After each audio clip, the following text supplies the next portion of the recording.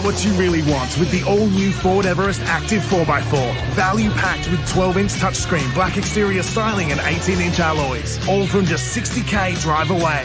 Get the Everest Active at participating Ford dealers.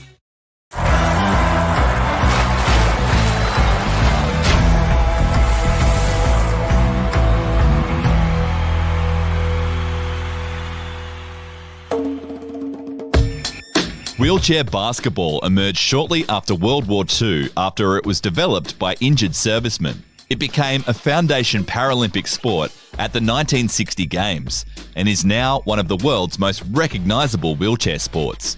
Athletes who play wheelchair basketball have a physical impairment. All players use a wheelchair to compete, although some don't use a wheelchair in everyday life.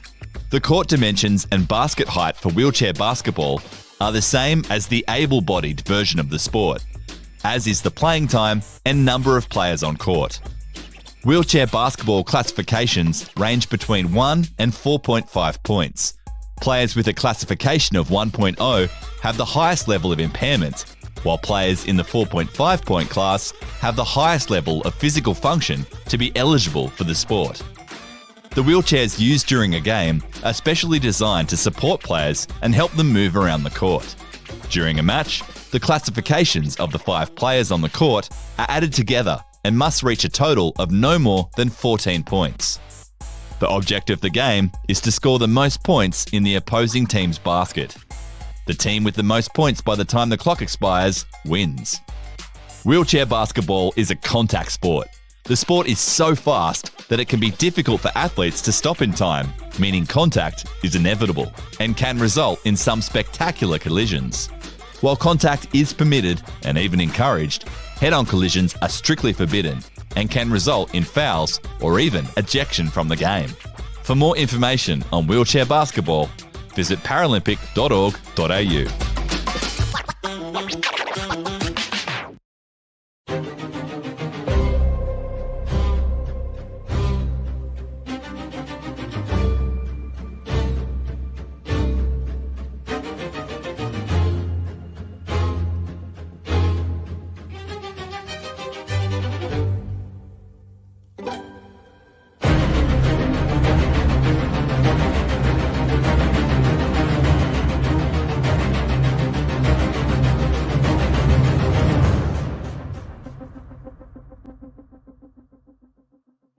Get what you really want with the all-new Ford Ranger Wolf Track V6, featuring bold styling, 17-inch alloys and all-terrain tyres, all from just $73,000 drive away. Ranger Wolf Track at participating Ford dealers while stocks last. I'm Shelley Matheson and we're at the Victorian Institute of Sport training session, which happens after Play On. Play On is a women's and girls wheelchair basketball program for development. Myself and former teammate, Paralympian Leanne Daltoso, we realised that there was no place for women to get involved in wheelchair basketball. And wheelchair basketball has been such a passion and a lifelong thing of both of us that we just wanted to open up our community to more women, so we created the Play On program. Program is it's a special one.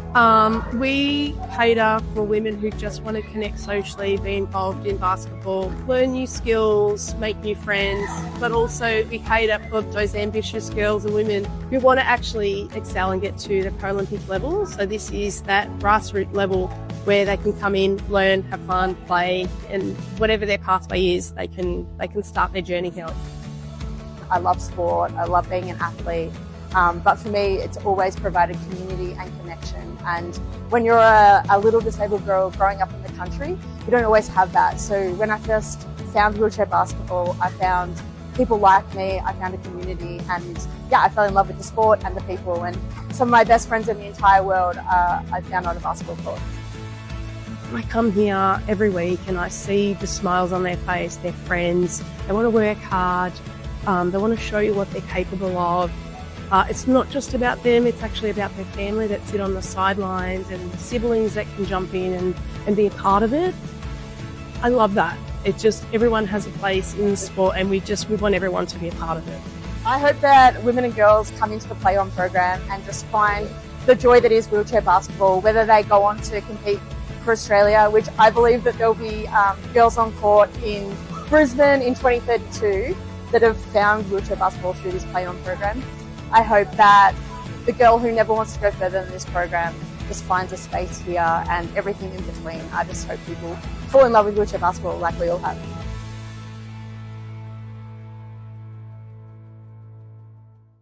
Hey everyone, Tom O'Neill Thorne here. We have a massive season ahead. Follow here for your behind the scenes, game updates and everything in between. Welcome to a new era of wheelchair basketball in Australia. See you on court. Get what you really want with the value-packed Ford Ranger Black Edition 4x4 with bedliner, 12-inch touchscreen, 17-inch alloys and all-terrain tyres. All from just 53k drive away. Get the Ranger Black Edition at participating Ford dealers. Welcome to this very special occasion, a celebration of the 2000 Australian Paralympic team. It's so great just for everyone to come together and reminisce, and it's like a massive reunion. To be here with everyone's just so special. It makes me almost cry with joy. So wonderful to be back here after 25 years. So many people that got to share such unforgettable memories because it was the first time we had the Paralympic Games in Australia. We all have a bond that can't be broken because we all experience something that is a part of our lives. All of what we're here for, we have to develop the athletes, the kids with disabilities, to believe that they can achieve. Sydney 2000 showed that the Paralympic Games can be as good as a host city chooses to make them. It filled stadiums, it filled arenas. It set the benchmark for the athlete experience. Sydney 2000 changed everything. Let's just take the Paralympic movement to a place where it had never been before. People with disabilities can, and I think Sydney said to us, we can. Australia changed the face of Paralympic sport forever, and I couldn't be prouder. My favourite memory from the Sydney 2000 Paralympic Games was actually carrying the torch into the stadium for the opening ceremony of the Games. Before I was about to carry the torch, there was going to be 2.2 billion television viewers.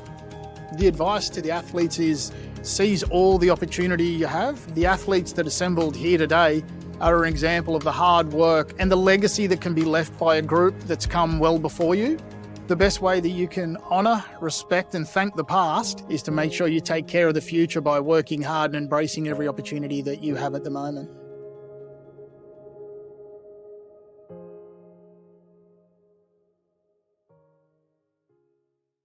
What's up everyone, Jalen Brown here. I'm currently over in Turkey for the 25-26 Turkish League.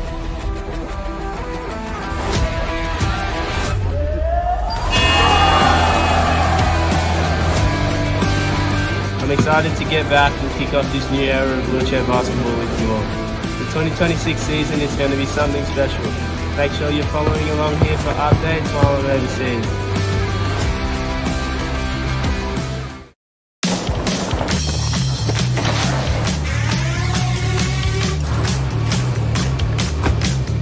Get what you really want with the new look Ford Ranger Wild Track. With its power roller shutter, stunning matrix LEDs and premium B&O 10-speaker sound system. And you'll also get a 4K fuel card. That's 4K to take you on even bigger adventures. Available at your participating Ford dealer now.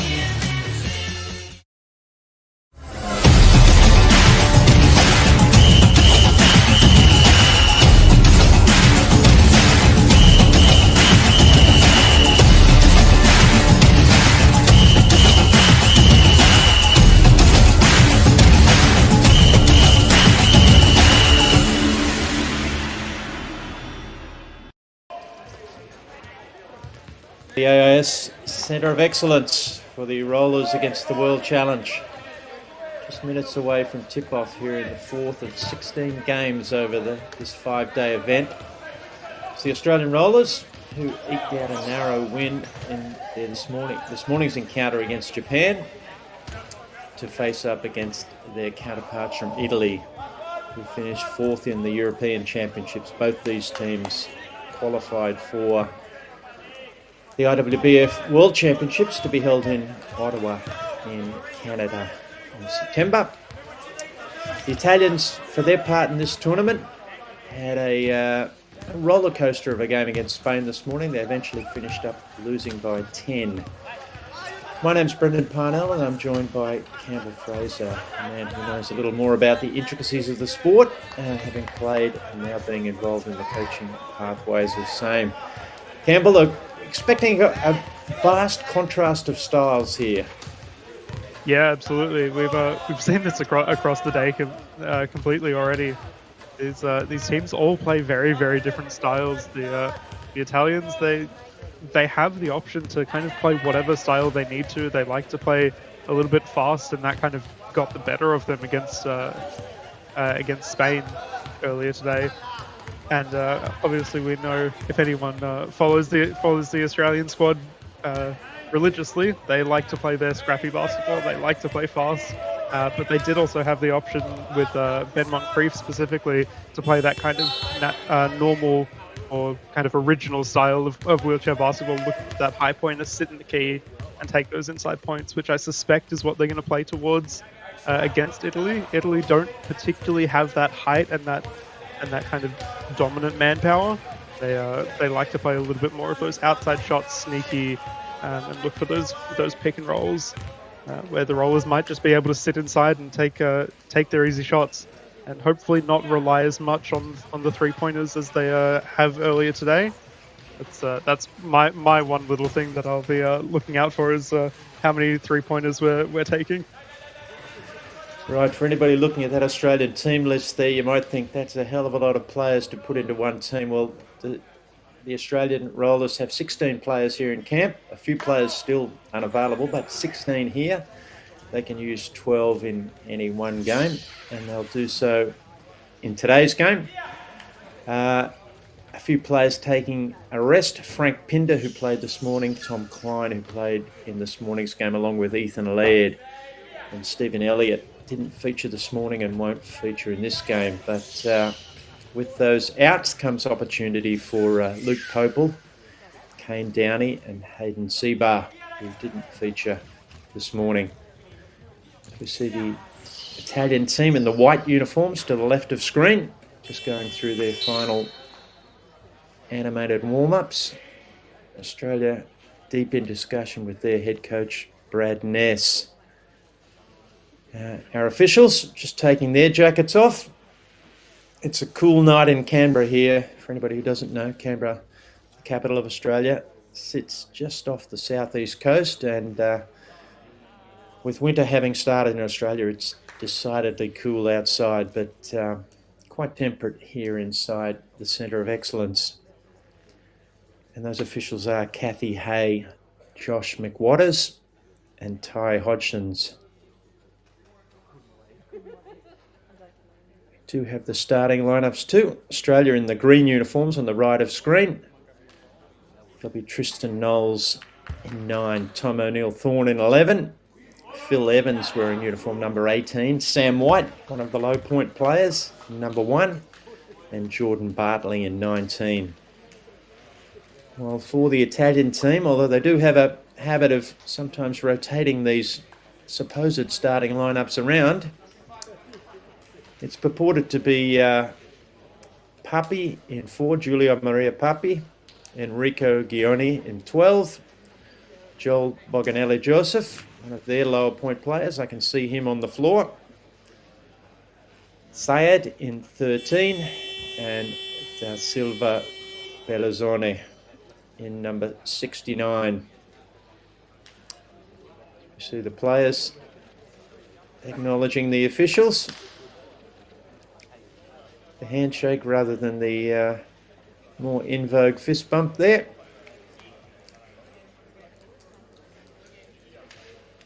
Players will do the same thing.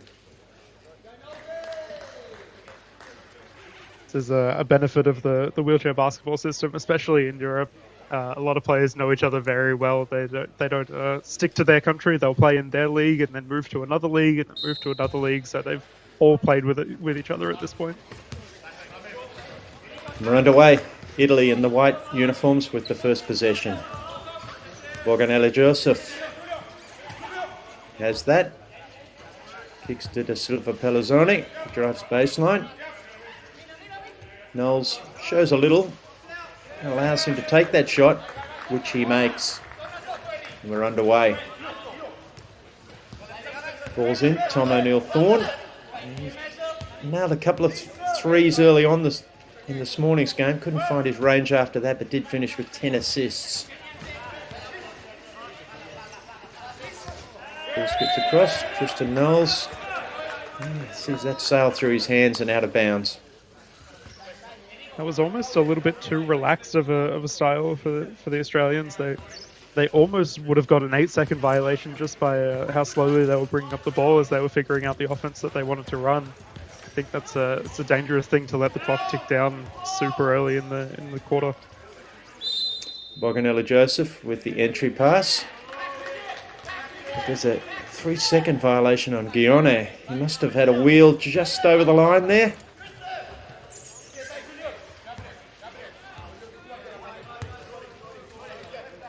He's pinned in the backcourt.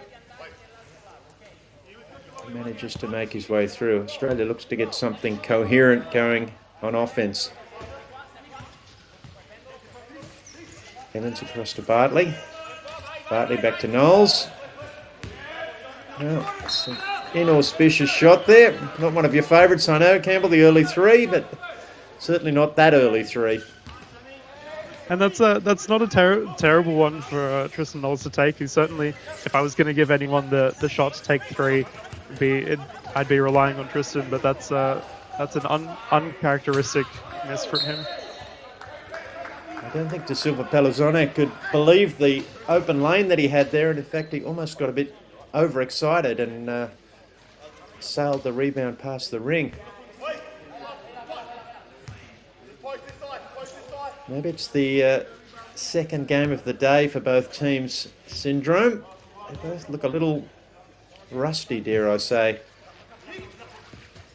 Knowles drives left off the screen from Bartley. Kicks back across, O'Neill-Thorne thinks shot. Gets balanced, Evans inside, his shot short.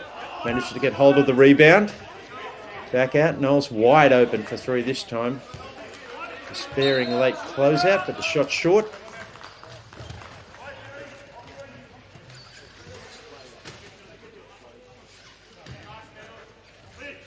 With a bit of token pressure in the backcourt. Guione with the long pass gets through that to Puppy. Italy misses another layup.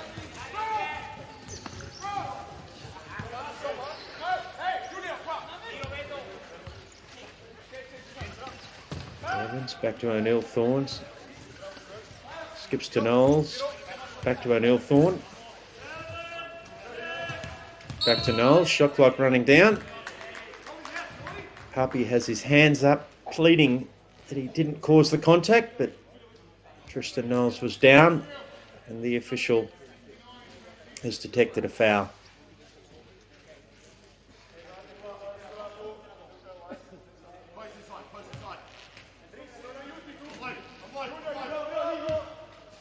Tom O'Neill-Thorne rolls into a three.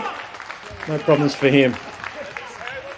That's what the Australians need, just a score to get them kind of moving, get that energy back up. They looked a little bit slow and a little bit frozen there, trying to find an option, but O'Neill-Thorne just always able to set up something.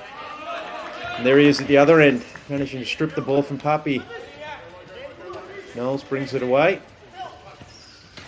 5 Australians in transition there. Knowles looks at a much more makeable one. Can't get it to go. Guione the rebound.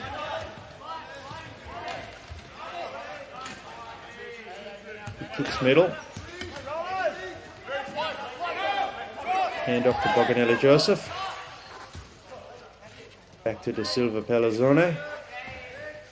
Skips down Boganella Joseph. Silva Pellizzone. That's a long three. Can't get it to fit. O'Neill-Thorne brings it up for the Rollers.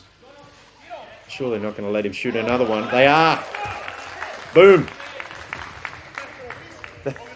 It's a defensive error.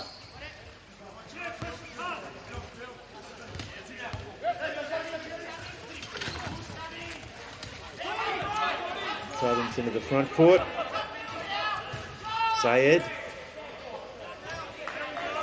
gets a bump, looks to the official, no calls forthcoming.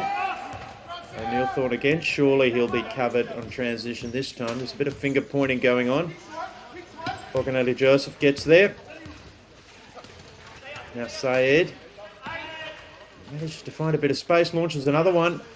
That might have been the heat check.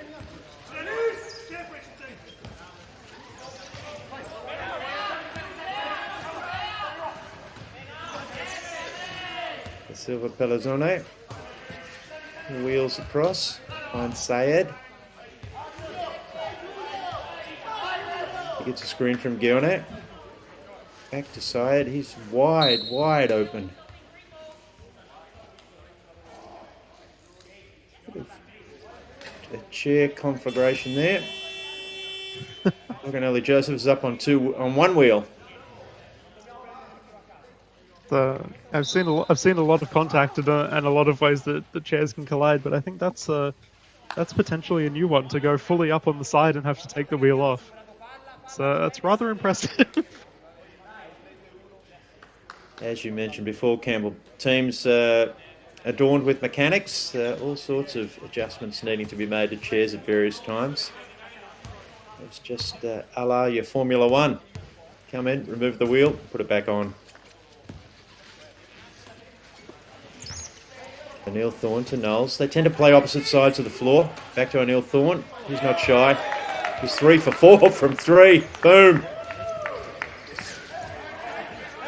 There's almost nothing you can do to stop him at this point. I think that's it almost might call for full court pressure. Once he gets to that point, he's seeing defense coming at him, and he's still taking that 3 as calm as you like it. I think Italian coach Vandalin has just thrown the scouting report in the bin. Beautiful give and go. Get it to fall. Fantastic action there. Sayed doing everything but finish.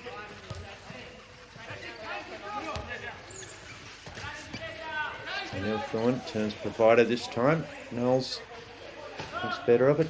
Surely he'll be looking for O'Neill Thorne. There he is. Snappy pass. Straight back to Hayden Seabar, who's on the floor in 8. The Silva Pellizzone thought he had a lane. He did. Beautiful head and shoulders fake there. Got himself around Kane Downey, who's on the floor.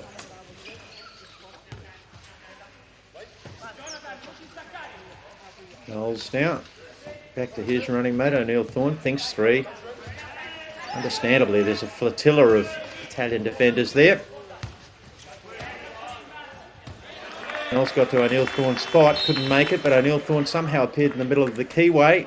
Offensive rebound, put back. It's the Tom O'Neill Thorne show here.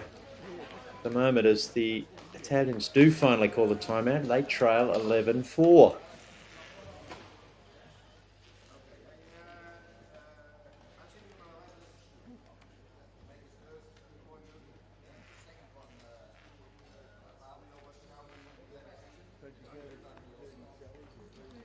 You can almost hear Coach Van der Linde there. He still looks pretty calm. Surely the name Tom O'Neill Thorne, or the number 11, will be part of his dialogue. I think this is the point where you have to change up that style of defense. You can't let them run away with it. I think this is a little bit of the pressure that Italy had earlier today. And we know that they don't really like to play from behind. It's one of the weaker sides, and the Australians are going to use that advantage and really use that energy that they've got. Obviously, they're on the home ground and probably feeling pretty comfortable. Obviously, the weather not being as impactful, having been used to it by now, and Tom O'Neill Thorne just being everywhere. It is a big change. From a weather perspective, we almost forget that the weather's been stiflingly hot over in the continent, where most of these Italian players would have come from. And we've yet to see either of their leading scorers from the first game be injected in. Carasini or Il Maggio, Mr. Giaretti.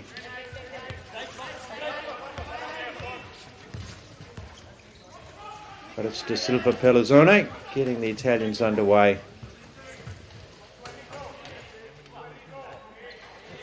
Kicks down. Gione balances himself expertly. Finishes this time.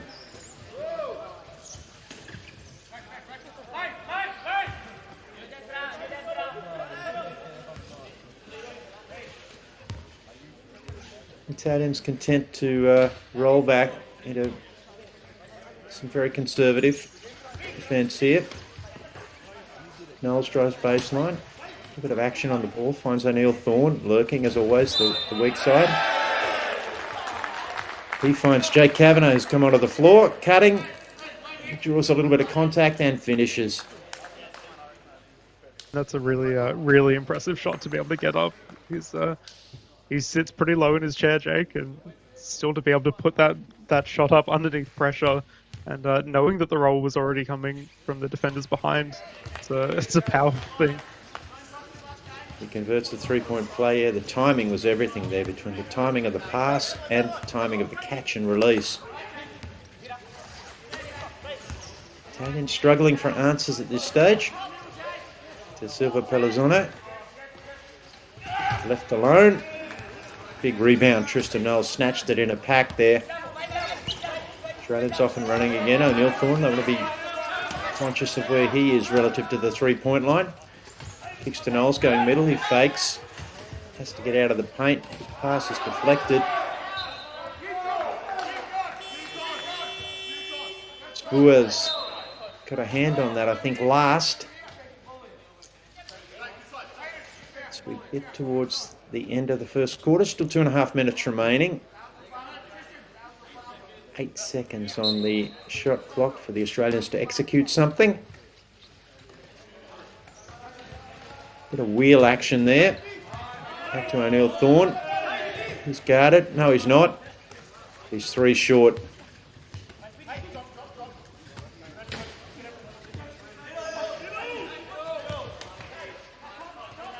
Benvenuto kicks it ahead.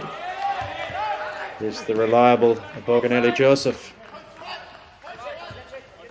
He's become an outside shooter for the Italian team this second game in a row that he's been really consistent from that point. Obviously, he plays more of that picking and sealing role, but he really is just that option that they can kick outside and know that they'll get a couple points and just kind of shore themselves back up.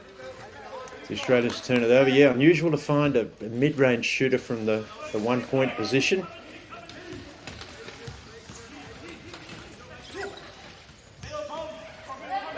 There's the man we speak of. He looks at the shot.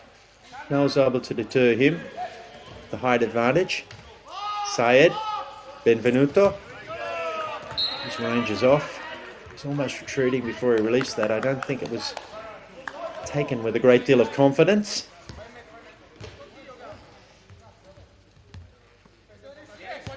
O'Neill Thorne, the Italians again, quite conservative. No sign of any full court pressure. O'Neill Thorne wheels around. Shot clock ticks down towards 10. O'Neill Thorne, wow, that was a little bit of a shot putt there. It almost went in. Borgonelli Joseph. They're conscious of him now.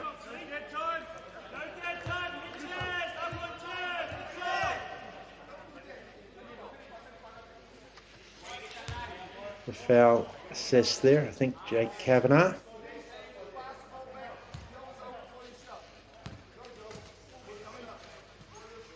Borgonelli Joseph launches a 3. He's full of confidence. Wasn't that far off either. Knowles now streaking the other way.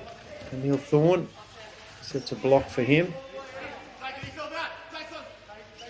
Gets it back, handoff. C-bar screen.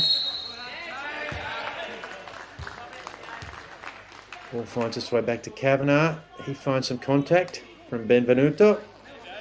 Just trying to plead his case that there was a little bit of elbow action from Jake Kavanagh, but nothing doing with the officials. I think you could almost argue that elbow came from from the player being almost on top of Jay Kavanaugh at that point as he was putting that shot up. I think it's a hard case to argue. Certainly, official Kathy Hay was polite, but having none of it.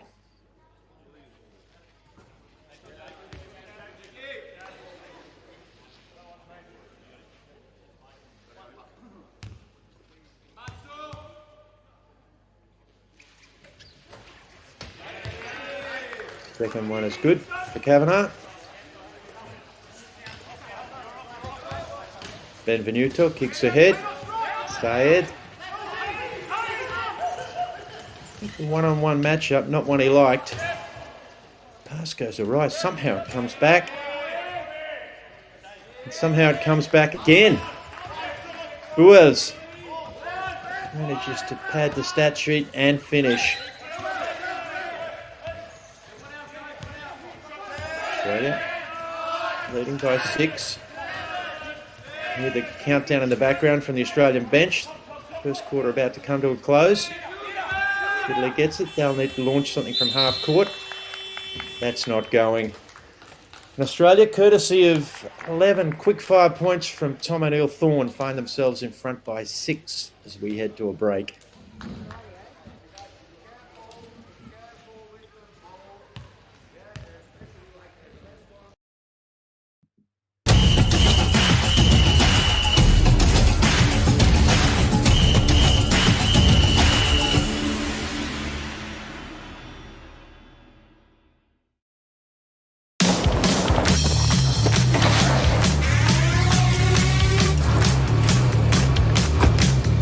Get what you really want with the new look Ford Ranger Wild Track. With its power roller shutter, stunning matrix LEDs, and premium B&O 10-speaker sound system. And you'll also get a 4K fuel card. That's 4K to take you on even bigger adventures. Available at your participating Ford dealer now. What's up everyone, Jalen Brown here. I'm currently over in Turkey for the 25-26 Turkish League.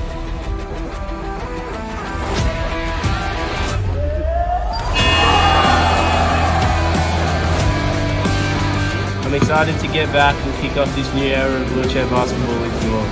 The 2026 season is going to be something special. Make sure you're following along here for updates while I'm overseas.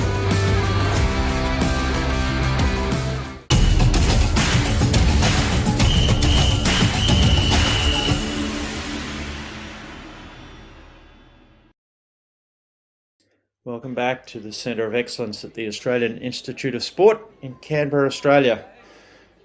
It's the Rollers against the world. We're through one quarter of the fourth game of 16 games over the next 5 days.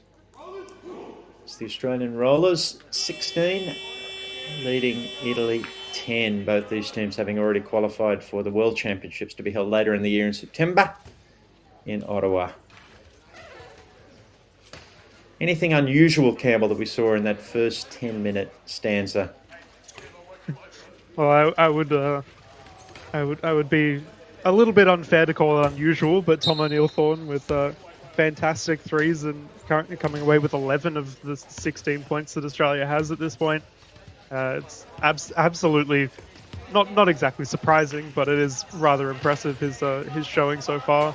And also his defensive side is incredible. His pressure and his strength in the way that he plays, it's just, he's dominant at this point.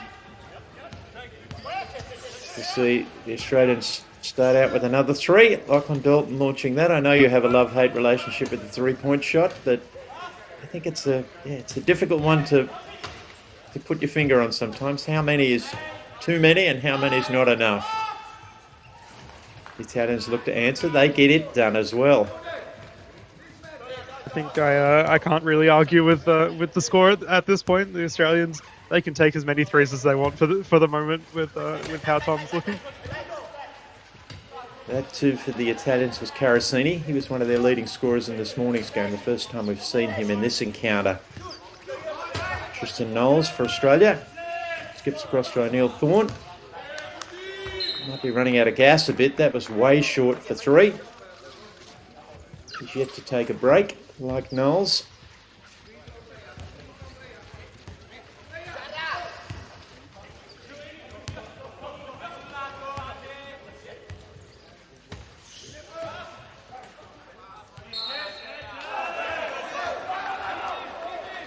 Well, plenty of remonstration there. Giaretti felt there was a deflection, as did the entire Italian bench. Officials just getting on with things.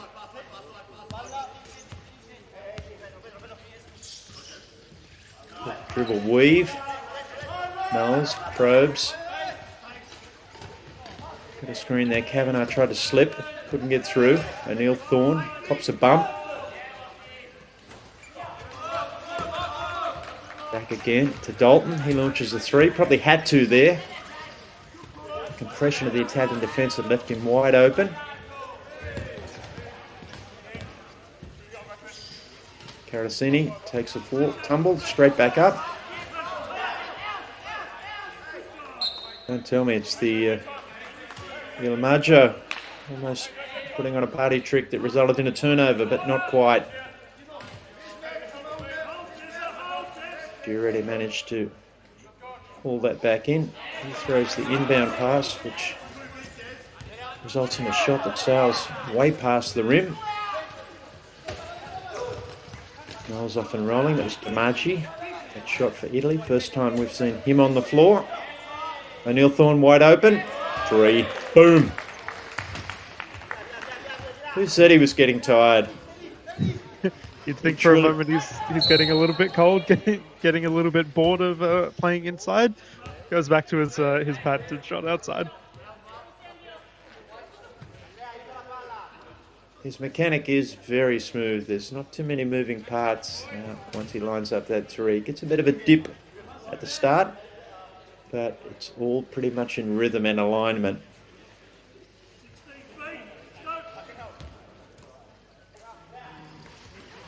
Italy, for some reason, were asked to advance the ball to the front court there.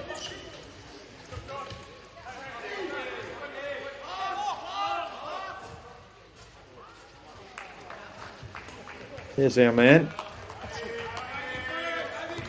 Giaretti with his first contribution to the score sheet. Took every part of the rim, but eventually went down. Knowles now. O'Neill Thorne sets sort of a blur screen there. Knowles managed to get it inside. Giaretti sails in for the rebound. Baggins off and rolling. Carasini. O'Neill Thorne swiping at the ball. Giaretti. Contact inside, and it's been assessed against the Italians, who are mystified. They're certainly feigning that they're mystified. It's always the eternal question of when players fighting for fouls not to be called, whether they actually believe that or they're just really hoping not to get the calls.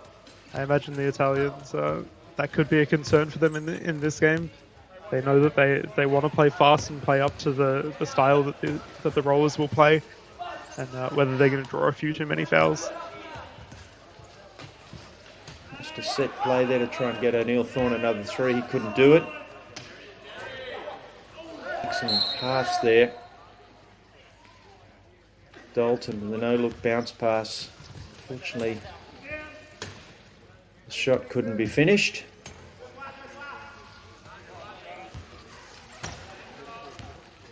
Australia with a bit of backcourt pressure now.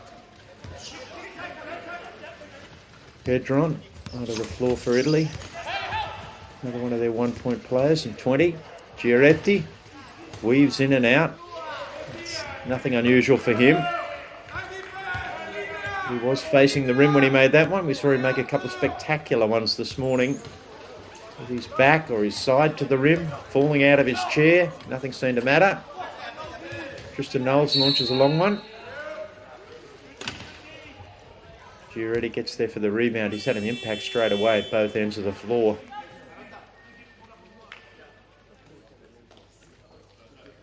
Looks like Australia's going a 5-for-5 substitution.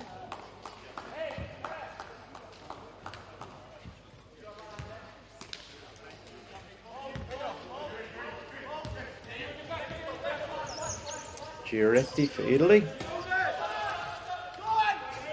Moncrief for the closeout, and then releases straight away for Australia.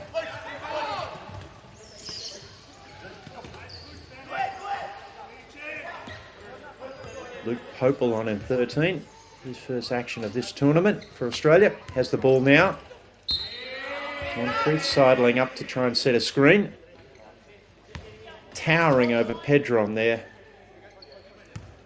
for Italy.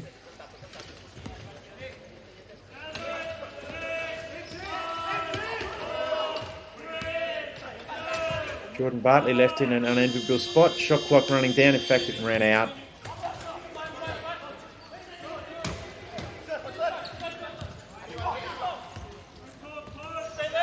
Jumped that one out of Phil Evans. And meanwhile, down the other end, fantastic chair control from Boganelli Joseph.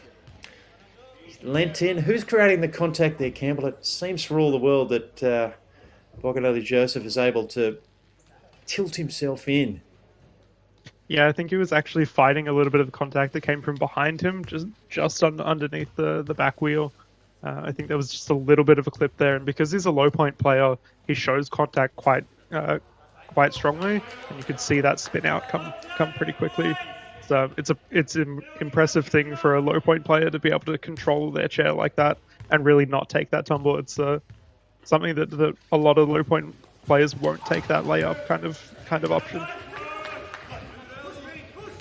Free throws are off. Moncrief rolling down the floor. Thinks better of it. Ball to Popel. Popel finds an interior pass. Lay up the result. Jordan Bartley on the spot, and that's enough to elicit a quick timeout from Italy. They trail by 5. Plenty of opportunity to call timeouts in these type of tournaments that mightn't be have one urgent purpose, but might be about a stylistic change of play or one single thing that a coach might have observed that he or she wants to rectify. Yeah, I don't know if this was actually the intention from the Italian coach, but Carasino just getting a little bit heated there. He was kind of pointing and arguing with his teammates after that open shot. Luke Popel really finding his way through that defense, and potentially the timeout just used as a cool down, as a breaker, to just say we're not going to get in each other's face. We're not going to get ahead of ourselves.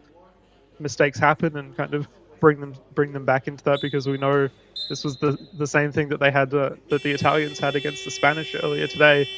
That once they get flustered, they do panic a little bit, and that's what the Australians are really trying to capitalize on. And potentially the Italian coach just saying, we're going to control it. We're going to get better at that. That's our goal here. We saw another one of those gigantic Australian huddles there where they're literally 3 rows deep to try and hear what head coach Brad Ness has to say. But it's one of the positive functions of such a development exercise. 16 players, a range of coaches, assistant coaches and development coaches from the various institute programs across the country.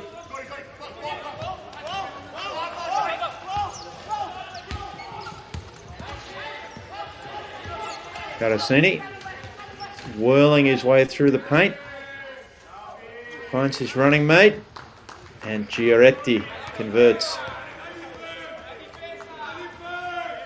It's a powerful 1-2 punch, as we saw this morning.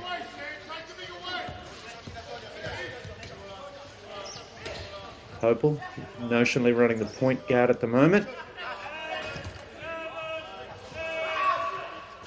Back to Bartley, back to Popel, looks at 3, can't get it to go. Carasini, Giaretti. We have screeners on the floor with them. Looked as if the ball may have been poked away by an Australian, but apparently took an Italian hand. Poor old Damaggi is left jammed up on the baseline, can't help defensively. Here he comes streaming back. Popel marshals the troops for Australia. Boganelli Joseph gets around him. Sam White on. Just a pass out of his reach, really, for the lower point players. The passes have to be on the money. Carasini weaving, pushing transition, draws some contact. And that's a really unfortunate pass there to Sammy White. It was an incredible play in that pass, just coming in a little bit too slowly. It wasn't even necessarily that it was off point, but it was just came in a little bit slow, so that the defense had time to recover. So they've done almost everything perfect in that play, and then just finishing not able to get there. Well, Brad Ness was another timeout's been called, and he was halfway into a sentence before the players had made their way off the court there. So I'm guessing, and I think I'm right, that something that he said in the previous timeout, which was just a minute or two ago, had not been adhered to or had not been done to his satisfaction. He's now got the whiteboard out. He's making some notes. We did see Sean Norris in the huddle there. Famous Australian Paralympic basketballer. It's one of the great things of the sport. Of course, Brad Ness's assistants, Brett Stevners, Darren Alley, both with long tenures in the game, coaching and playing.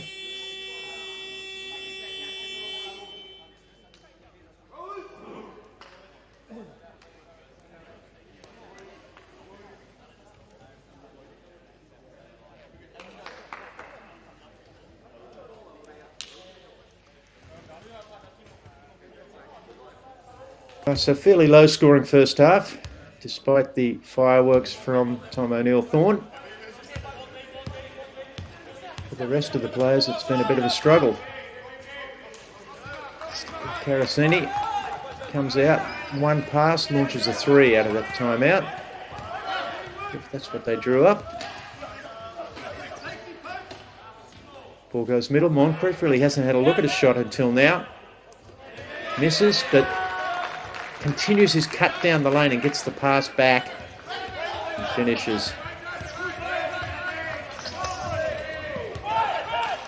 Carasini moving breakneck speed there. The magic man, Giaretti. He looked like he was nowhere near the other chair, but drew some contact. He's now down on the ground appealing for an unsportsmanlike foul. I think he'd be a little bit lucky to get that upgraded to unsportsmanlike, but it is a pretty aggressive thing, especially when you're chasing after that ball, to not to pull out on defense. So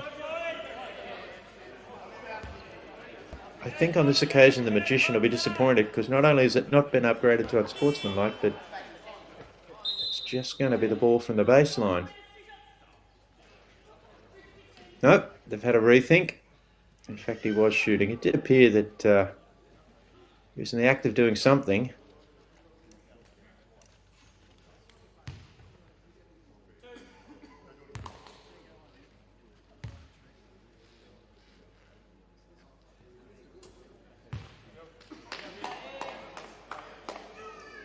Certainly a very calm release there.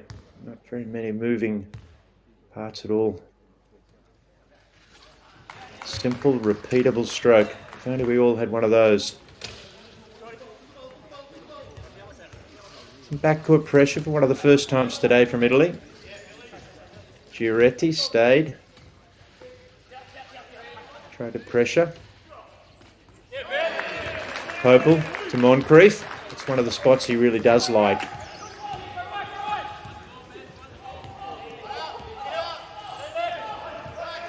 Again, tempo's picked up a bit. Giaretti pushing the other way. Finds his mate Carasini. Benvenuto moving around his chair. Still manages to control the shot.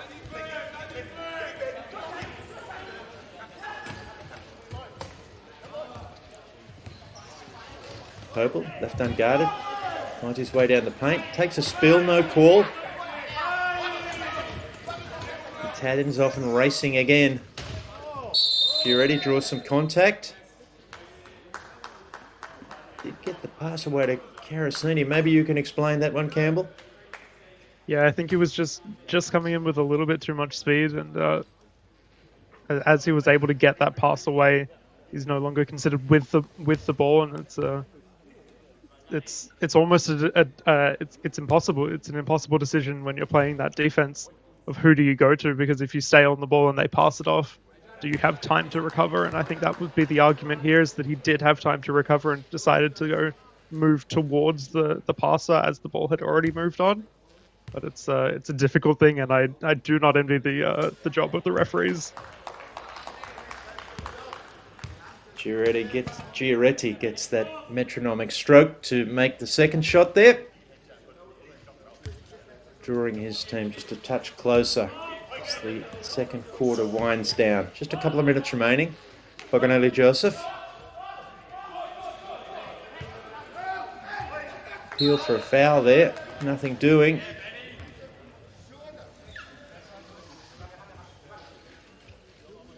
Australians signalling they're going to run a head tap play, whatever that is. We're about to see.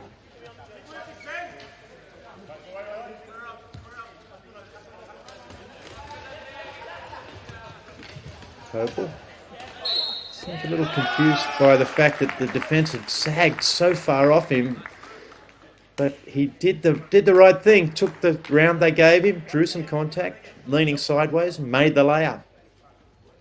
Yeah, I think that's a credit to the Italian defense. Obviously, that's a difficult shot, and Luke Popel's a fantastic shooter. But I think they pulled that defense in, knowing that Ben Moncrief is the threat inside, and not wanting to give him any space to be that big kind of dominant threat.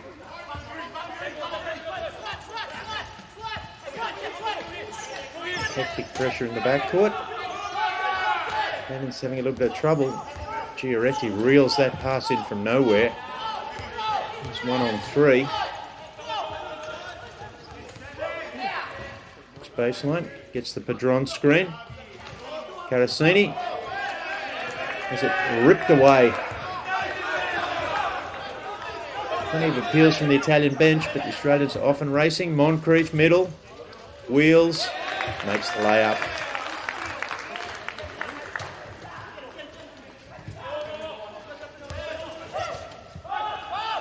Pressure biting here. The Giaretti's out in the open this time. He'll make the layup. Whoop. Takes a spill. Straight back up. And Moncrief streaming the other way. Popel. Left unguarded again. Might have been a strategic foul by the Italians there to stop the transition. Unlike Australia, they're not in foul trouble this quarter.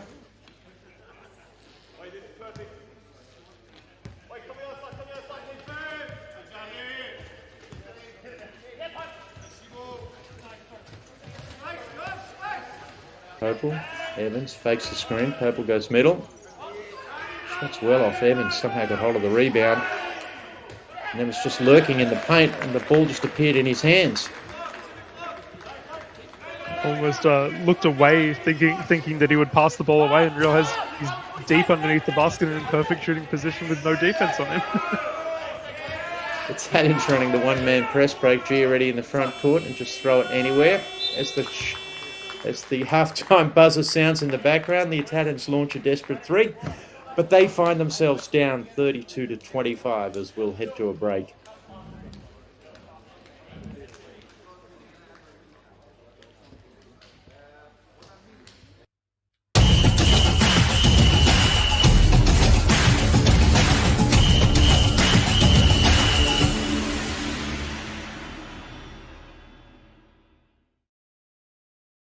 Get what you really want with the all-new Ford Everest Active 4x4. Value packed with 12-inch touchscreen, black exterior styling and 18-inch alloys. All from just $60,000 drive away. Get the Everest Active at participating Ford dealers. I was really lucky to cross paths with wheelchair basketball when I was 15 years old. I fell in love with the sport. I was doing horse riding and I wanted to play a team sport, and my mum came across wheelchair basketball and I just grew to love it. My muscles have grown stronger, so I'm able to do a lot more things now because of basketball. Yeah, it just helped me a lot in life. I would love to play at the Brisbane 2032 Paralympics. and represent the country. I wasn't 21 until I made my first Australian team, so you got plenty of time. The most important thing is that you just enjoy your basketball. By rolling out the start line, we want to build a framework where anyone that wants to become involved in parasport can find and navigate their way through to the opportunity that's local, that suits their needs. Parasport's the best. You meet people that are just like you. Times can be really, really tough. You're going to have some really, really frustrating days. It's okay to ask for help, but I promise you things do get better, and Paralympic sport can play a huge role in that. Have a go. When we move out of our comfort zone, we surprise ourselves. Not in my wildest dreams did I imagine that direction my life has taken, and I'm extremely thankful for it. Just try it. You'll just grow to love it, and you could probably play for your country.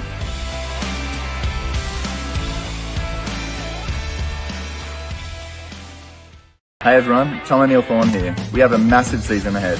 Follow here for your behind the scenes, game updates and everything in between. Welcome to a new era of wheelchair basketball in Australia. See you on court. Get what you really want with the all-new Ford Ranger Wolf Track V6, featuring bold styling, 17-inch alloys and all-terrain tyres, all from just $73,000 drive away. Ranger Wolf Track at participating Ford dealers while stocks last. Welcome to this very special occasion, a celebration of the 2000 Australian Paralympic team. It's so great just for everyone to come together and reminisce, and it's like a massive reunion. To be here with everyone's just so special. It makes me almost cry with joy. So wonderful to be back here after 25 years. So many people that got to share such unforgettable memories because it was the first time we had the Paralympic Games in Australia. We all have a bond that can't be broken because we all experience something that is a part of our lives. All of what we're here for, we have to develop the athletes, the kids with disabilities, to believe that they can achieve. Sydney 2000 showed that the Paralympic Games can be as good as a host city chooses to make them. It filled stadiums, it filled arenas. It set the benchmark for the athlete experience. Sydney 2000 changed everything. Let's just take the Paralympic movement to a place where it had never been before. People with disabilities can, and I think Sydney said to us, we can. Australia changed the face of Paralympic sport forever, and I couldn't be prouder. My favourite memory from the Sydney 2000 Paralympic Games was actually carrying the torch into the stadium for the opening ceremony of the Games. Before I was about to carry the torch, there was going to be 2.2 billion television viewers. The advice to the athletes is seize all the opportunity you have. The athletes that assembled here today are an example of the hard work and the legacy that can be left by a group that's come well before you. The best way that you can honour, respect and thank the past is to make sure you take care of the future by working hard and embracing every opportunity that you have at the moment.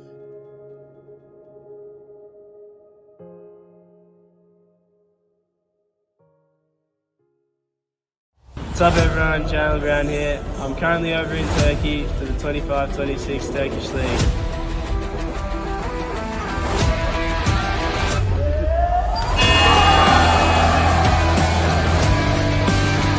I'm excited to get back and kick off this new era of wheelchair basketball with you all.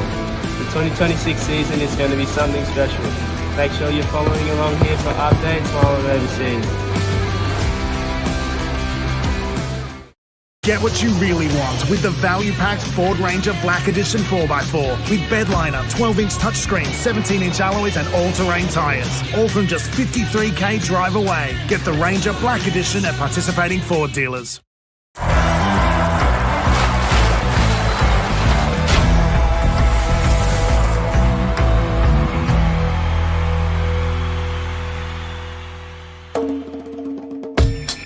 Wheelchair basketball emerged shortly after World War II after it was developed by injured servicemen. It became a foundation Paralympic sport at the 1960 Games and is now one of the world's most recognisable wheelchair sports. Athletes who play wheelchair basketball have a physical impairment. All players use a wheelchair to compete, although some don't use a wheelchair in everyday life. The court dimensions and basket height for wheelchair basketball are the same as the able-bodied version of the sport, as is the playing time and number of players on court. Wheelchair basketball classifications range between 1 and 4.5 points. Players with a classification of 1.0 have the highest level of impairment, while players in the 4.5 point class have the highest level of physical function to be eligible for the sport. The wheelchairs used during a game are specially designed to support players and help them move around the court. During a match, the classifications of the 5 players on the court are added together and must reach a total of no more than 14 points. The object of the game is to score the most points in the opposing team's basket. The team with the most points by the time the clock expires wins. Wheelchair basketball is a contact sport. The sport is so fast that it can be difficult for athletes to stop in time, meaning contact is inevitable and can result in some spectacular collisions. While contact is permitted and even encouraged, head-on collisions are strictly forbidden and can result in fouls or even ejection from the game. For more information on wheelchair basketball, visit paralympic.org.au.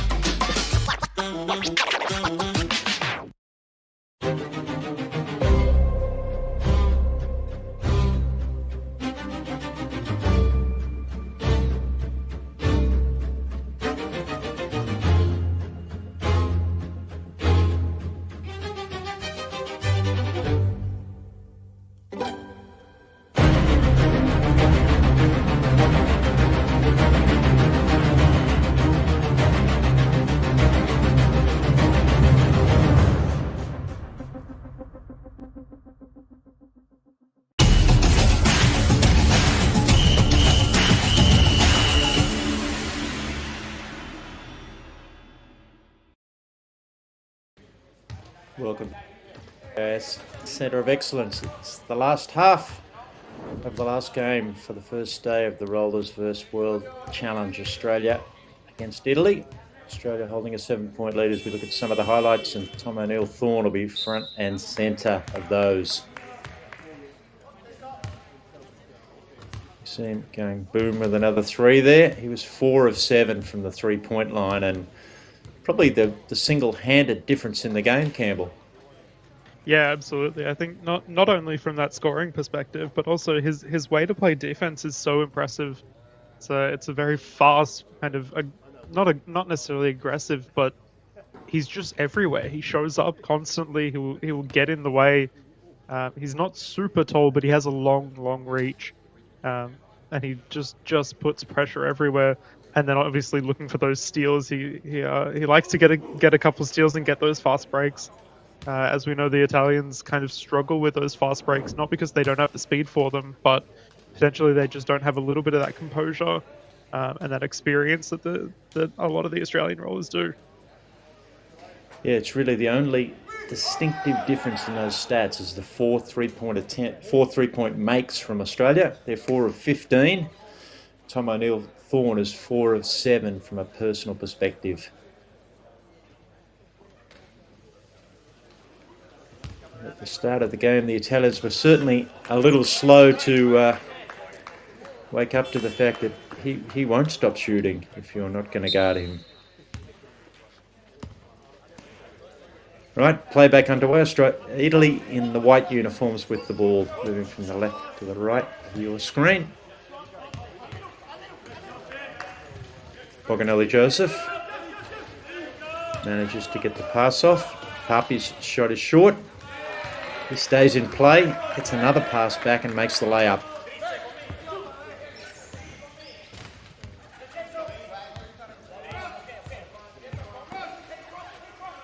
Jeremy Tyndall on the floor for the Rollers. Knowles to O'Neill-Thorne.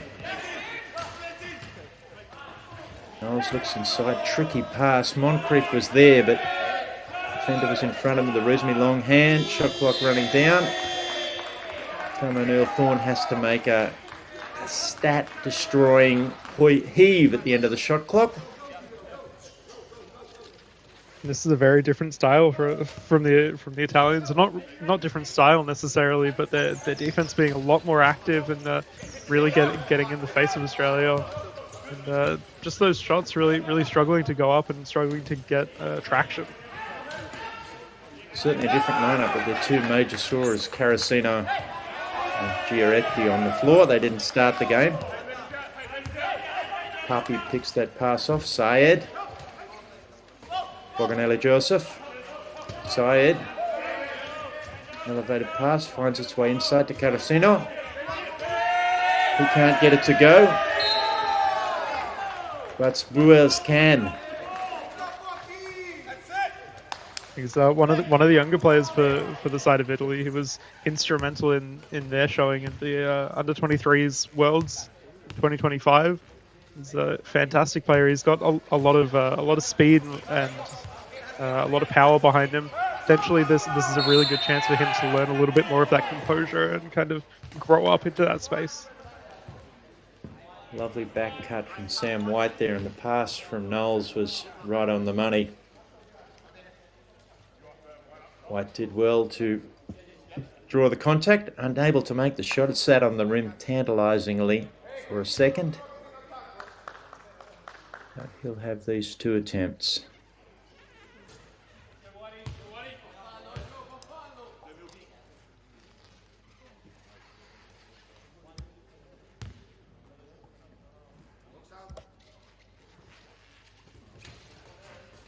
Deep breath, makes the adjustment for the second. Italy, the baseball pass outlet. Syed by himself. Skips the pass across. And Papi is there to finish. Knowles to O'Neill Thorne. Sits the ball in his lap for a roll of the chair. Kicks back to Moncrief from one of his favourite spots. Shot's a little long. Papi the rebound. Italy off and running. Need to tie things up or even take the lead with the three. Papi. Boganelli Joseph stops, screens for him. Papi comes back around. Skips to the weak side. Carasino. Snap pass from Syed, fantastic hands. Papi is able to catch and release with a metre or two of space that really wasn't there.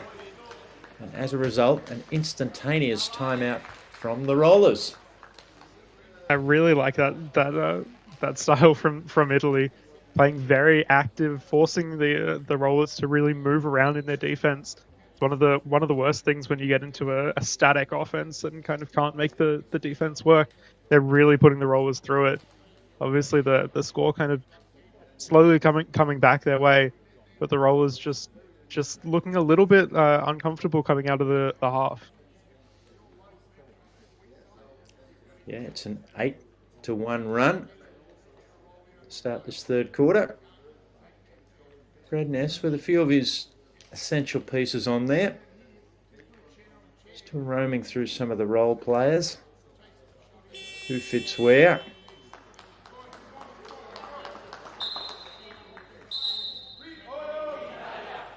It's interesting that a coach's instinct is still to go for that timeout. It wasn't long ago, just a couple of minutes, that we had half time. Always the eternal argument of whether to let players try and play through things and figure out stuff for themselves on the court, or to try and be a little more didactic from an external perspective, or issue instructions from the bench, if you like. Anyway, positive out of that timeout. Moncrief finds one of his favourite spots and converts a short mid-range shot.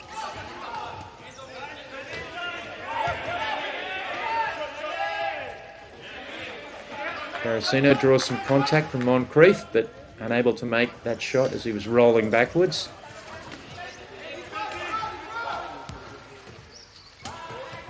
Knowles, O'Neill Thorne, almost a pre-organised play. A touch pass straight to Moncrief.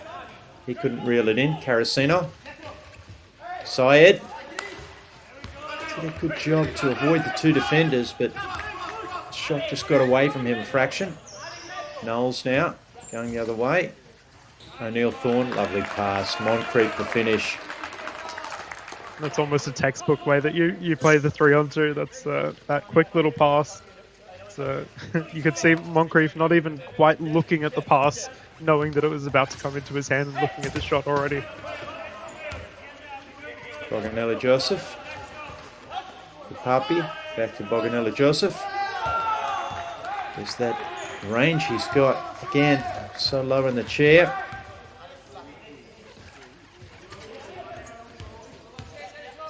Knowles. O'Neill Thorne, I beg your pardon. Taking a little risk there, allowing him to a little bit of space at the 3-point line. Maybe they think he's gone cold. White cuts middle, has it stripped from him. Boers with the great hands there.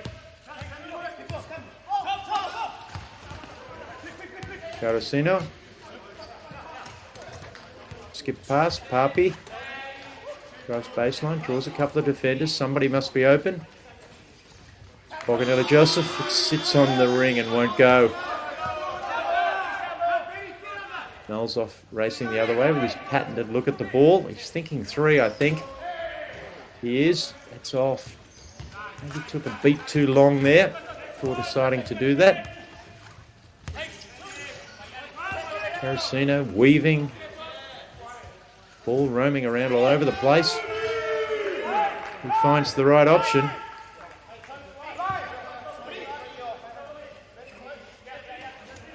Italy draws level again.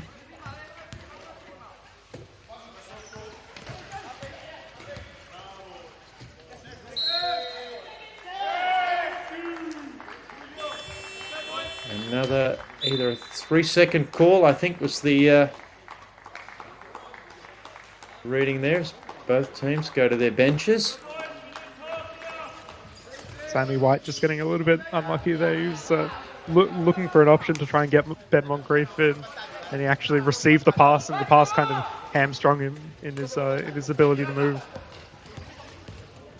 Carosino spies an opening, draws some contact.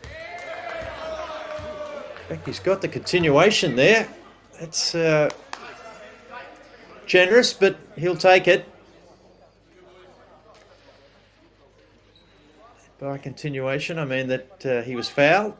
The whistle went. He launched the shot, and the official of the opinion that he was in the mode of shooting or had picked the ball up to shoot. He converts the 3-point play.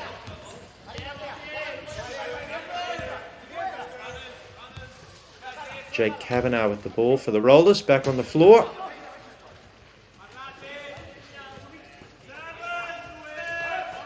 Through Dalton's hands, back again through Dalton's hands.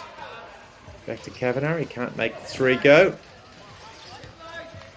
It's been a 3-point shooting's been a struggle for everybody who's not named Tom O'Neill Thorne.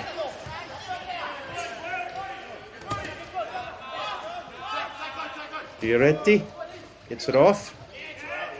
Shots up, Syed scrambling for the rebound. Dalton kicks ahead, nice bounce pass. O'Neill Thorne weaves back around, just checks if the defenders come with him. He has. Giaretti might be screen and roll option. No, he's found something on the weak side of the floor, but didn't fall. Ball bobbles back out to O'Neill Thorne. He finds Dalton. Ball skips back across to him. Shot clock running down. Surely a 3. It is. Ball's harmlessly away. Italians careless bringing the ball back. Very optimistic pass from Syed.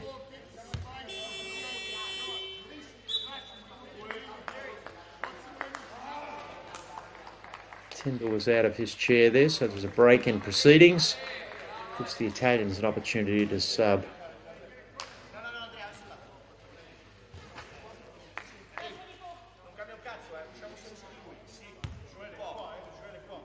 Italy by 3, having trailed by 7 at half time.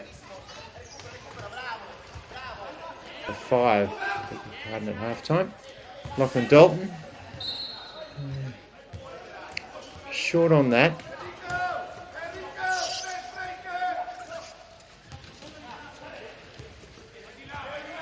shot he's certainly capable of making. The Italians are challenging him to do so, but this level of play.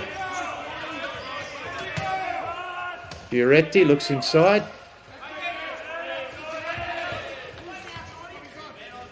Trots off. Plenty of contact there, no call. Jordan Bartley took a bump. He stayed upright. A little bit of aggression there, a little bit of frustration being on the ground. It's an understandable feeling.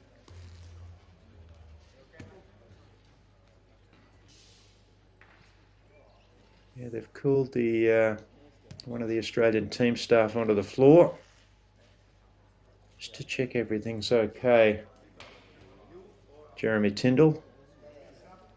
In fact, it's not Jeremy Tyndall.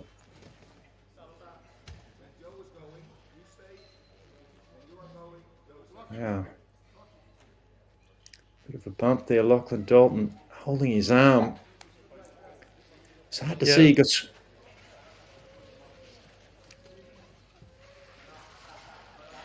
It's a little bit of a concern for Lockie Dalton. He has his condition and his brittle bones, so I imagine that fall is actually could be a little bit of dangerous. I imagine he's not too injured. He was still able to kind of maneuver himself, but that is the concern with disability sport. You have to be aware of everyone's different condition and how they take contact and things like that. Tom O'Neill Thorne got the slightest of bumps there. Was out of his chair, was ruled to have trouble, but he was very civil with the official, came straight back round, created the steal. Almost epitomises him in a lot of ways, that he's Mr. Optimistic. Anybody who saw the promotional ad that he does, that bookended some of these streams today. He's a remarkably charismatic character. It's him with the ball at the moment. Finds the roller expertly.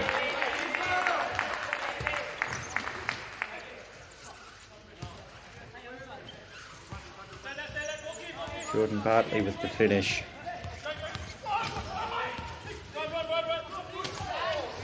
Carasino gets a significant bump. The officials allowing that to go on. Giaretti makes the basket. And he has to add a little bit of a spin and add that little bit of flair that we know that he likes to play with. So, almost a signature move at this point. He is the magician, and we love him for it. Finally, somebody other than Tom O'Neill Thorne's able to make a three. Luke Popel, they've been daring him to shoot that, the Italians. Giaretti weaves through. Fractured defence. Thinks he's found a lane. Finds his running mate, Carasino. Contact and one. In fact, no foul. Just the basket.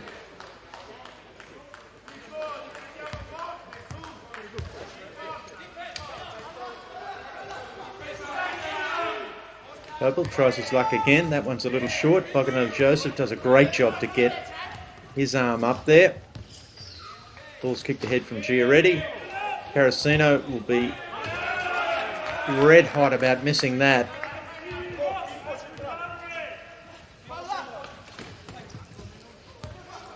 O'Neill Thorne pushes back the other way. Bogdanov Joseph is aware he's not the man they want shooting a three. Ball back to Popel.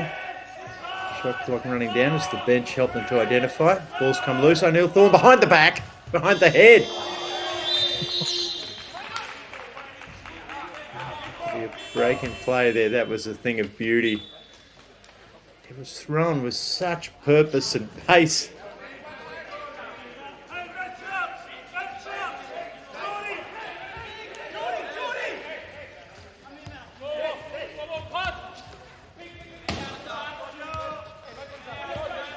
Joseph, happy to let a bit of clock run down as we tick towards the end of the third quarter. Giaretti hesitates, accelerates, Can't get it to go. Australia with one last chance. Game clock ticks down to 10. Bench doing their best to let everybody know what's happening. Popel looks around, he's jammed. Jammed again. Great job from Syed. Maybe no further scoring. Thus it is, as we head to the last quarter, a tight, turgid affair. 42 all, and we'll be back in just a moment.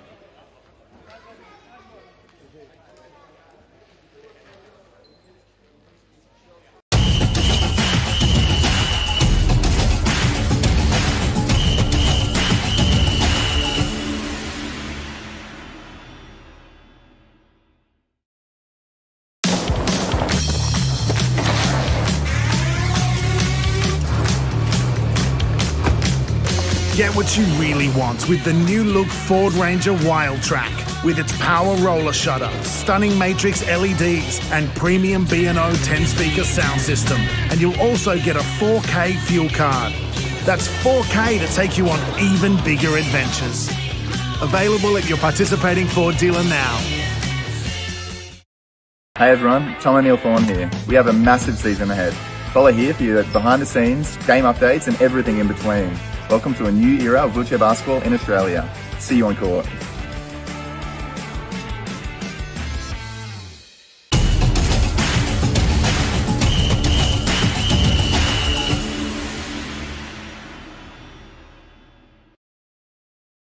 Right, welcome back for money time here. Fourth quarter, coming to you from the Australian Institute of Sport Centre of Excellence. It's the first day of the Rollers Against the World tournament. First of 5 days. Spain, Italy, Japan, Australia, four of the preeminent teams in world men's wheelchair basketball, all gathered to play each other 3, maybe 4 times, who knows. I don't think 4, yeah, 4 times is possible given the structure of the competition. We'll certainly play each other twice over the first 3 days. Then there's a mixture of semi-finals and finals. Australia in the green, Italy in the white. 10 minutes, everything to play for. Australia with first possession. Popel, ball jammed up again. Back to Tom O'Neill Thorne. He's been solid from the three-point line, but there's been a couple of errant ones. That was one of those.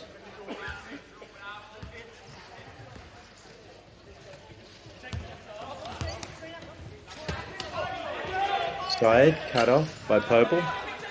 O'Neill Thorne in to help as well. Giaretti, you can't give him that much space. Just ambles down the lane to make a layup. The Rollers just getting a little bit too relaxed on that defense. They were looking at kind of other issues that were presenting themselves and just leaving the lane open straight down the middle. Boom! We said it was hard for anybody else. Jordan Bartley with the 3 there. Just rolled into it smoothly. And there's a turnover at half court.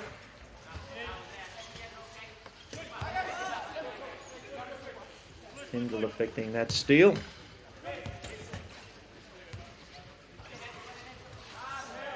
Ball back to Bartley. A little too much mustard on that pass. Sails past the Italian bench.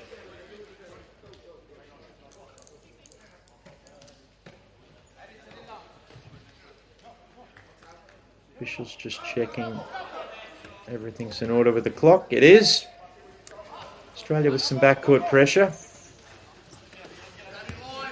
Italy managed to break it comfortably. Syed is held up by Sam White. Kicks the ball across to the man of many moves, Giaretti's leaning. Boganelli Joseph retreats out to the three-point line. The shot clock's an issue here now. He has to launch something. It's up. Rebounds out to Knowles. He went himself, drew some contact. Giaretti He had no problem with making that foul. He's going to get around to give Tristan Knowles, not surprisingly, a hand slap behind the back.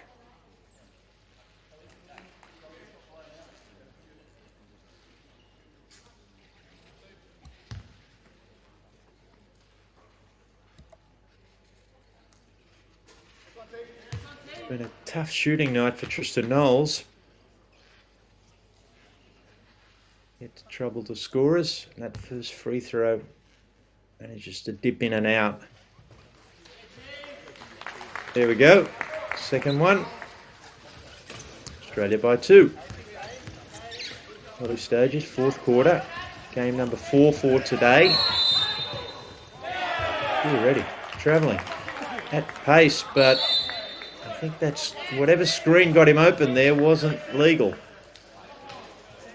The Australian bench, I think they were all watching that happening, kind of knowing what was coming, cheering for that foul as it comes through.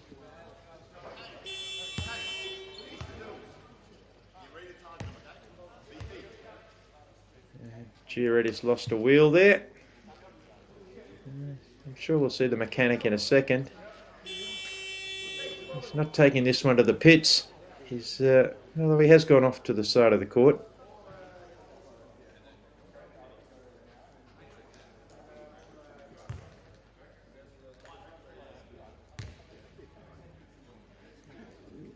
That was actually ruled as unsportsmanlike.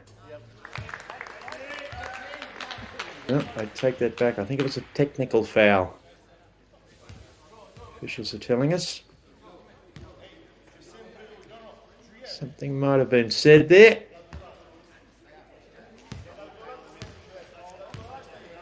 We're none the wiser, but certainly the one shot would indicate that was a technical foul against one of the Italian players. Anyway, play goes on. Knowles, having made the technical free throw and another free throw. Neil Thorne can't get that to go. Ball in dispute inside. Kane Downey, who's on the floor. Got the rebound. A couple of shot fakes.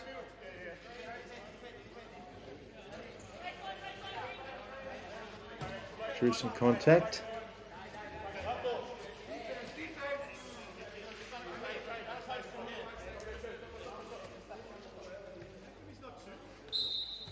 Bad news for Italy now, as that's their 4th team foul already this quarter. They've just come out a little recklessly.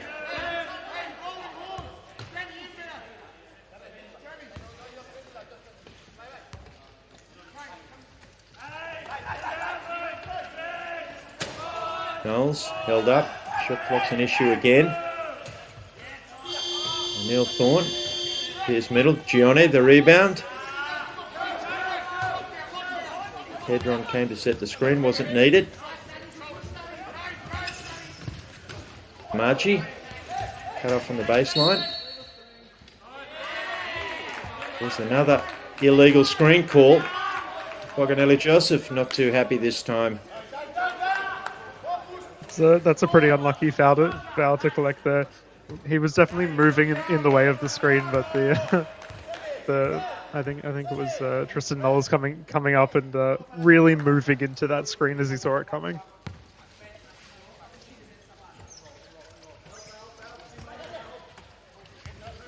That man Tristan Knowles, heave the IIQ. Gets hold of that. Shot clock's down way under 10. He might have to launch this. I think he will. No, thanks another pass. Tom O'Neill Thorne launches a one-hander. They're really trying to destroy Tom O'Neill's perimeter shooting percentage. They've left him with a couple of bricks that he's had to launch up at the last second, including that one. And we'll see a timeout now. Italy find themselves trailing by 3.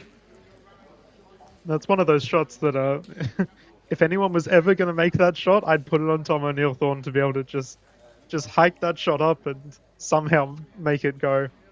So he's an impressive shooter. He's very satisfying to watch. He's one of those he's one of those showman players. He's almost giving Giaretti a little bit of a run for his money in our little thing going on, and potentially across this weekend it'll be between those two to see who can put up the best shot. I think that's a little conversation that we might have to have in a couple of days. See what the best shot or most miraculous shot has gone up. There certainly should be an award for that, I think, Campbell, at every tournament. And I'm glad you got to our friend Giaretti, El Maggio, because yeah, I could see him making that type of shot, because Tom O'Neill-Thorne was behind the backboard there. He caught the ball as the clock was about to expire and had to get his left hand on the chair, so it was right hand catch, and he did a great job to send it sailing way past the backboard. Anyway, back to the meaningful action.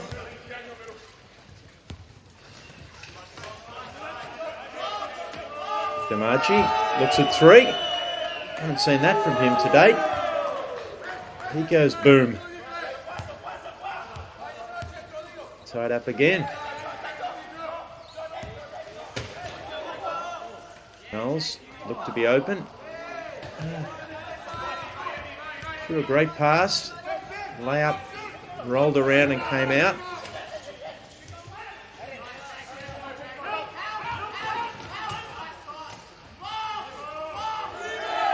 Ball gets back to the weak side.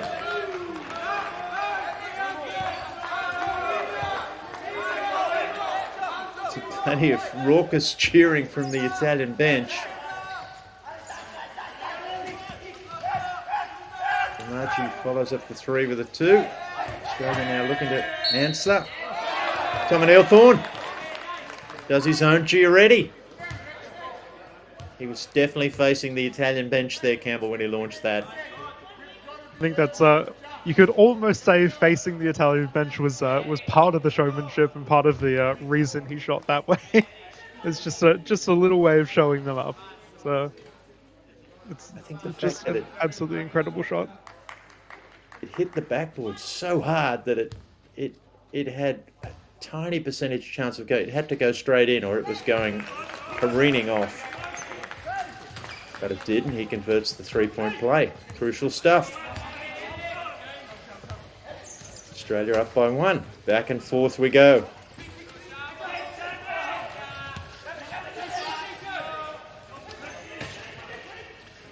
Gione. The man with the hot hand at the moment there, Damaji. Back to Gione, and we've got another technical foul.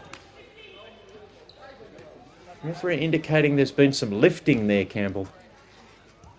Yeah, so that's one of the unique things of being in the wheelchair, is that you have to be fully seated on your chair, and potentially players, whether intentionally or not, do occasionally slide back into their chair and potentially onto their backrest. Or if their straps across their legs aren't tight enough, they will actually lift a little bit when they're going for rebounds and when they're going for high shots. It's I don't say this as a thing against Italy, but it is a thing that some players get known for in the way that they set up their chairs and the way that they sit. It is definitely a known issue. Tricky one for the officials to police there. The referee's done a good job there. Play back underway. Skip pass from O'Neill-Thorne. Knowles can't get it to go. We've got the same call. It's Gione again. Says to been incorrectly positioned in his chair.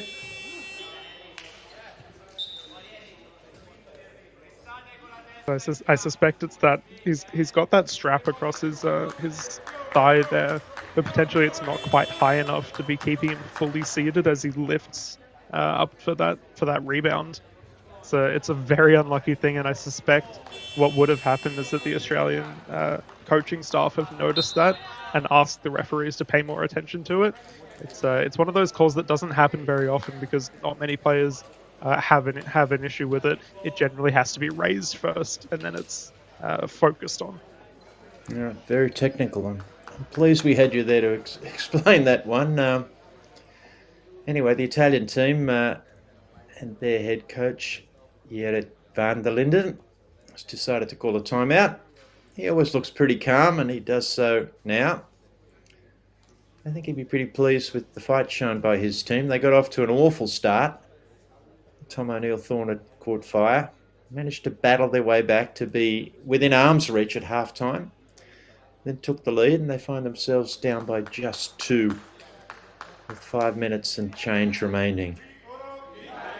I suspect the conversation will be about maintaining that lead and how to kind of stay in control and not get too ahead of themselves. They absolutely have the ability to take it to the Rollers. We've seen that. They got ahead. But just potentially a question of getting a little bit overconfident, a little bit sloppy in some of their decision making, and also potentially looking to reel them back in with obviously calls that they're not happy with, calls that haven't gone their way.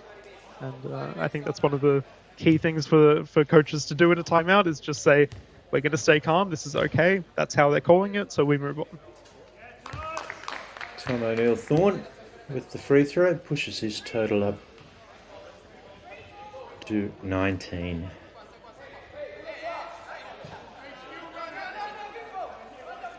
Australians had plenty of time to look at what they're going to do from this baseline out of bounds. Sam White to trigger things. Knowles, O'Neill-Thorne runs a handoff with Knowles. Blair's to the weak side. In the meantime, Downey inside wide open. Just might have rushed that a little bit.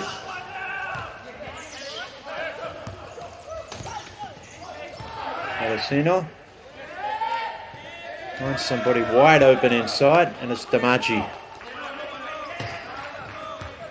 Just a missed assignment there, or a great screen. Hard to tell which of the two. O'Neill-Thorne picked up by Boganelli Joseph. He's sort of open now. He's thinking pass back to Knowles. He retreats to the three-point line. Sayed on him. O'Neill-Thorne releases a three. Rebounds going past everybody. The referee Kathy Hay indicates it'll be an Italian ball.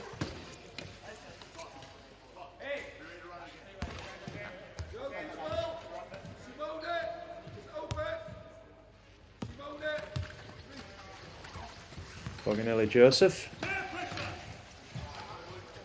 Damaji finds a pass inside to Carasino. He shoots while horizontal to the floor, falling out of his chair. Great pass from Knowles. Tom O'Neill-Thorne had leaked out. Australia up by 3.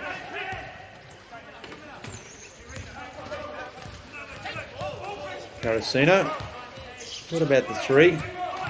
Almost faked Knowles. Couldn't quite get it done. Damaji, baseline.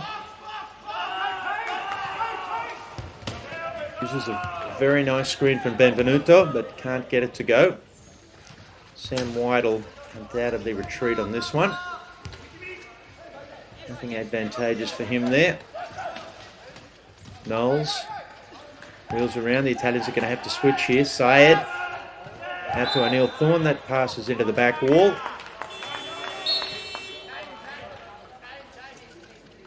It's an impressively high pass when Kane Downey can't reach it. He's not quite a high point player, but he sits extremely tall and he's got extremely long arms. And if it manages to go over him, I think no one's collecting that. I think the defender was so tightly jammed up against him that the angle with which and he was so close to the baseline that the angle of the pass would have had a lot more elevation on it. But I do take your point. Italy's decided they want to have another talk about things.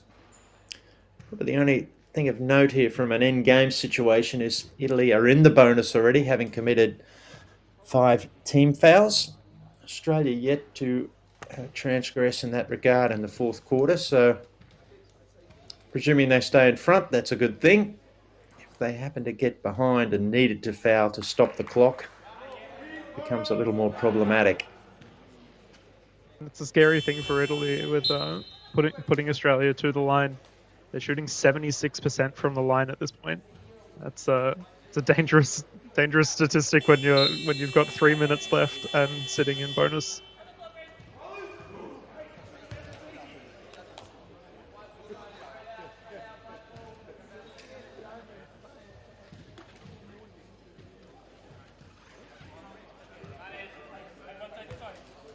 Right, away we go again.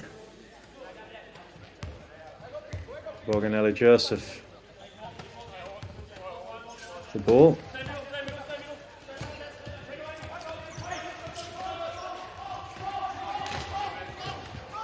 Carosino. Da Silva Pellizzari. Back to Carosino. Shot short. Luke Popel, the rebound. Moncrief. Christian Knowles checks the seams, as is his want. Drives middle. Opens the defence right up. Back to Moncrief. He goes glass. Moncrief setting up an incredible mismatch there. I think possibly the tallest player against the shortest player on the court. Giving him all the time in the world to take that shot. Pass from Da Silva Pellizzari, a little short, but there was some contact before the pass arrived. The ball will stay with Italy.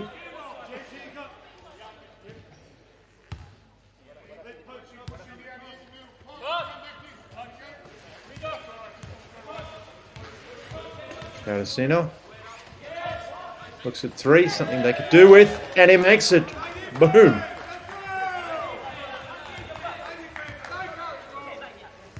Back to just two. Italy really needed that. They've been struggling to score as we tick down under 2 minutes. Popel, across to Knowles. Skips back to Popel. Moncrief sets a bit of a screen. Popel, boom. What's this been?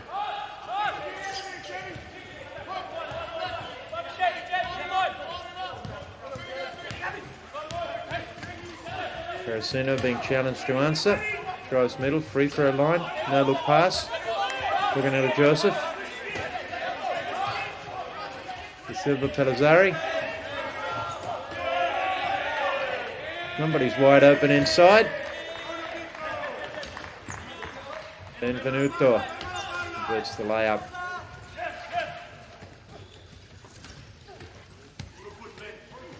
Australia pushing.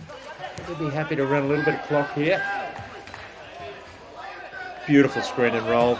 Moncrief just can't get it to go, but he's first to the rebound. Can't get that one to go. Player on the floor. Officials rule that we can keep going. Massive collision in the backcourt. Joseph's out of his chair. Da Silva Pellizzari.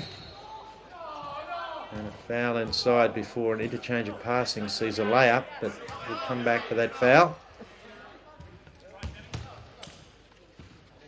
Multiple players out of their chairs there. Luke Popel gets a hand up from Borganelli Joseph.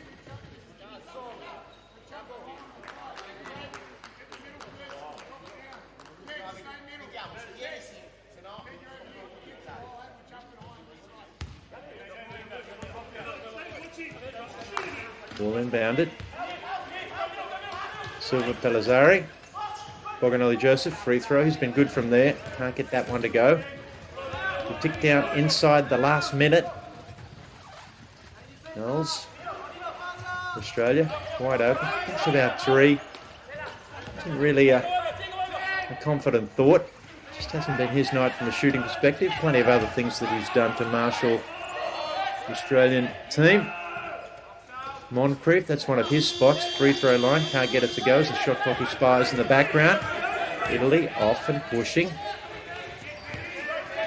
Might get the ball back, might be thinking 2 for 1 here. Carosino, wheeling. Da Silva Pellizzari drives into a cul-de-sac, tries to force a shot. Moncrief gets a hand on it, it's blocked. Italy probably going to have to foul now. Moncrief sails away. You see the foul coming. And in fact, we won't. Italy decide that that is enough. So it's the Rollers eking out their second narrow win of the day, 59, Italy 56. But certainly, as you mentioned before, Campbell, these contests have all been incredibly tight. Yeah, I think it's possibly the best way to start this 5-day series is having all of these games be extremely close. The widest of the margins only being 10 points, and even that game, for most of it, was extremely close. I think it's a really good way to show the strength of these teams, and also especially for Australia, having that 16-man squad and getting to run through those rotations, look at what options we have, and really get some movement happening. It certainly augurs well, and possibly we shouldn't be surprised that we've got 4 such excellent teams who've already qualified for the World Championships. The trick is generally to be able to get all those teams in one location, and down here in Canberra, it's a perfect situation. There's the accommodation, the training courts, and of course the opportunity to play multiple games. Some might think 2 games a day is too many, but I think for these teams with their extended squads, it's a fantastic opportunity to get in some preparation and to find out exactly where they're at. Or in the case of the Australian team as well, with 16 players here and a couple of players to come back in, there is going to be eventually some very sticky selection decisions for head coach Brad Ness and his staff.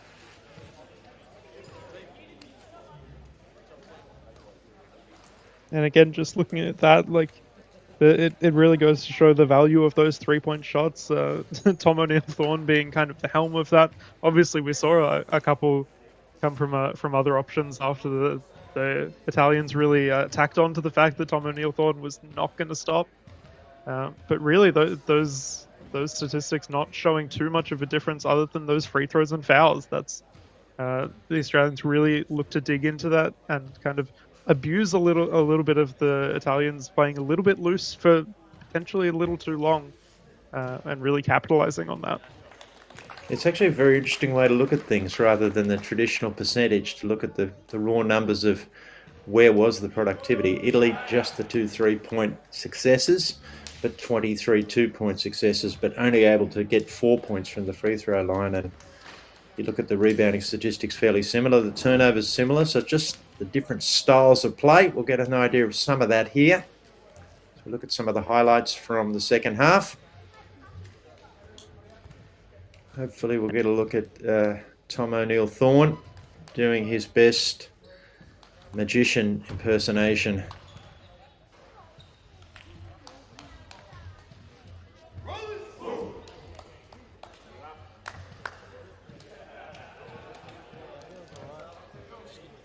Luke Popel found his range, which was most welcome.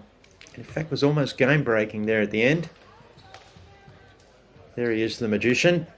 Giaretti. He was as potent as ever. There it is. Tom O'Neill-Thorne impersonating the magician. I think a couple of these clips will be really important for the Rollers to go back and look at. There's quite a few times that the Italians got a pretty slow, easy roll into the basket. Potentially that's where the Rollers will look to shore up throughout these 5 days. Yeah, as you mentioned, 5 days. Day 1's done. We will be back for day 2 tomorrow. It's Australia and Spain, the first game, 8 a.m. Australian time. If you're watching from overseas, please check the local guides. But it'll be available on this YouTube channel. But for now, on behalf of Campbell Fraser and myself, signing off.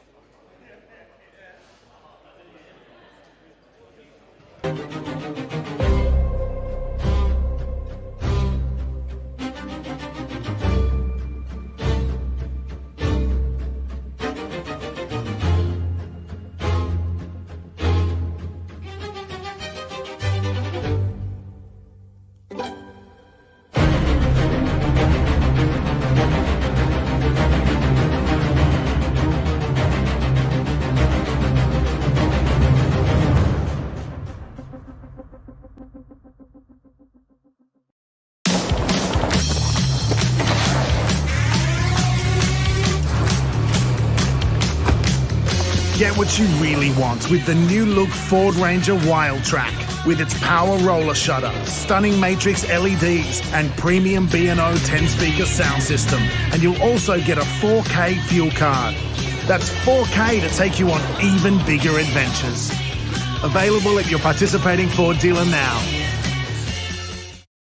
What's up everyone, Jalen Brown here. I'm currently over in Turkey for the 25-26 Turkish League.